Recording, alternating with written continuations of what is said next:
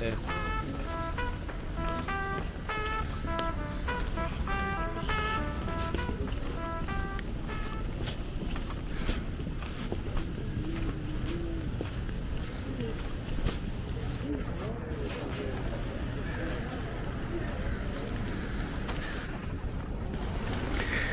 People have been leaving comments saying and asking me, why are you filming the people on the downtown east side? What's the point of filming the homeless population?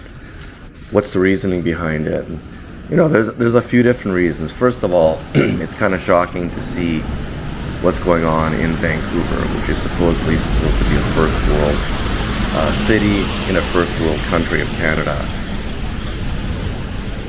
Secondly, I think it's important to bring awareness to what's going on, to shine the light on what's happening for many different reasons. First, to hold our elected officials accountable, and people can realize what's going on there by the videos that I am doing and many other people are doing, filming in Vancouver and in other cities across North America. On top of shining light on what's happening and, you know, trying to hold politicians accountable, I think it's just shocking how far Vancouver has come in the last few years in regards to this epidemic of use of drugs. It's crazy. It's really crazy, and I don't really know exactly what the solution is, but I don't think, from just a personal point of view as a regular citizen of Vancouver, I don't think what they're doing is working. I don't see it working, and I don't think anything's better, or getting better for that matter. It's okay. Just last month, they legalized, or basically what they call decriminalized, the possession of hard drugs in British Columbia, Canada. A maximum of a quarter of a gram, 0.25 grams of meth, cocaine, opioids, even ecstasy, and also crack cocaine, and fentanyl.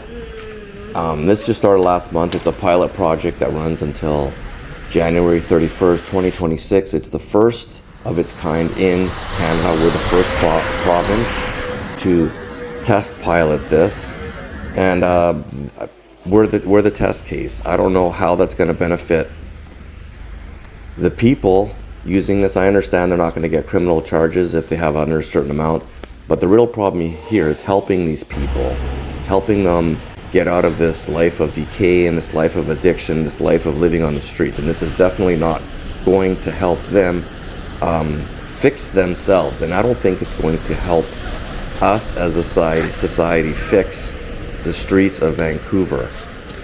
If you look at what's happened in Portland, Oregon, where they've done the same program about 2 years ago. Crime increased, overdoses have increased, deaths have increased, and murders have increased, as well as violent crimes. So if we're looking for Portland as an example, it doesn't look like Vancouver is going to be any better off in a few years after the results come in with this so-called pilot program. Just my opinion. Please leave a comment below and tell me what you think about this and what we should do to help these poor folks addicted to drugs on the downtown east side of Vancouver.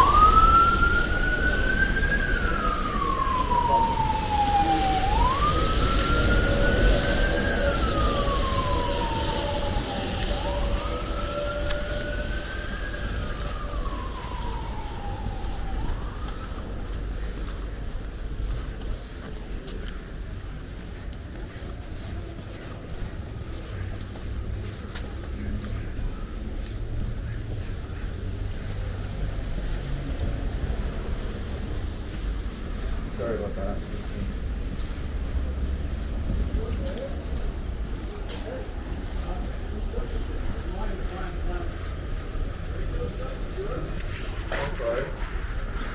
Okay.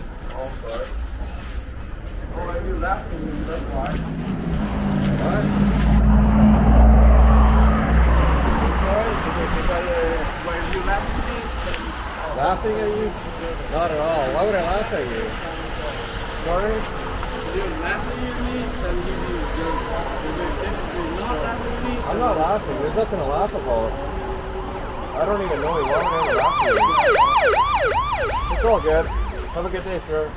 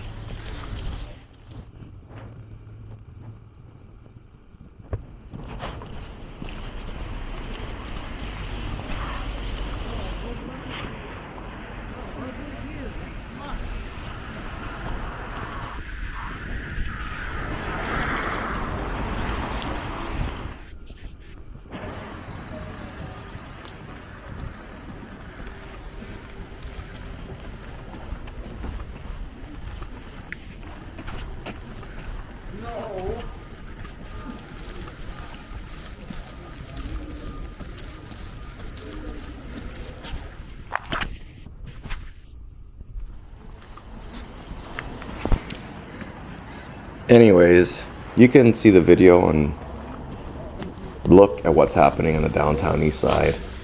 And I'm sure you have your own opinion about what's happening.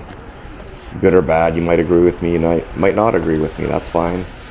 I would really like if you could leave a comment below with your suggestions as to how to help these poor people, how to help the situation overall in Vancouver or any other city across the world. That's all we can do right now. We don't actually have the power as regular citizens to change things, but we can hold accountable the people in power who are supposed to help change things, and also just shine a light on the problem so we can actually have a dialogue about it. Anyways, guys, please leave a comment. Let's talk about this. Hit the like button if you enjoy, like this video. And please subscribe to my channel. Thanks a lot for listening to me, and have yourself a really great day. Thank you.